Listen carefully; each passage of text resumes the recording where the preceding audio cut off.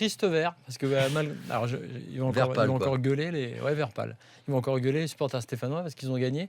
Et j'ai vu la belle fête du public à la fin, mais non, mais j'arrive pas à m'y faire à ce style de jeu, à cette façon de jouer, à cette incapacité presque chronique à marquer. Le fait que ce soit un but contre son camp, c'est symbolique pour moi. Ils n'y arrivent pas. Il y a des choses pas trop mal, mais bon, il y a plein de choses à dire sur l'animation offensive. Après, j'ai mis Nice correct parce que je pensais pas qu'ils allaient le faire.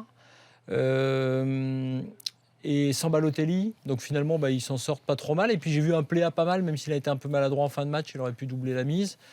Même si je pense, c'est ma thèse, que c'est pas forcément une bonne nouvelle pour leur saison en Ligue 1 si jamais ils s'en sortent. Mais on en reparlera.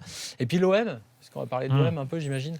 Et j'avais dit dans l'after, dans un avis tranché, qu'il fallait que dès qu'ils aient les commandes, ils changent quelque chose, c'est un choix radical. En l'occurrence, celui de l'entraîneur et puis rapidement celui du directeur sportif. Je sais que c'est terrible pour Passy, mais je pense que c'est le bon choix. À la fois Garcia et le fait de l'avoir fait vite, parce qu'elle lui permettra de bosser, même pour la saison prochaine. Exactement. Donc, c'est bien.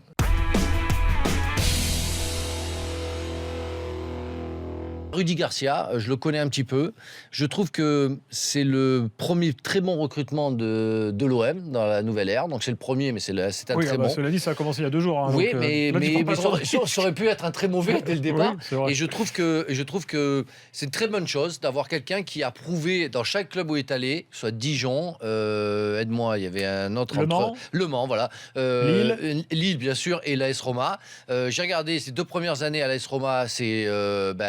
deuxième du championnat en 2014, en 2015. C'est quelqu'un qui a une vraie connaissance du football, qui a aussi un réseau maintenant en Italie et bien en Europe, donc il peut nous amener des bonnes trouvailles, et puis qui a une vraie philosophie de jeu qui pourrait plaire énormément aux Marseillais, et j'y crois à fond, et je souhaite bonne chance à Rudy et à l'Olympique de Marseille.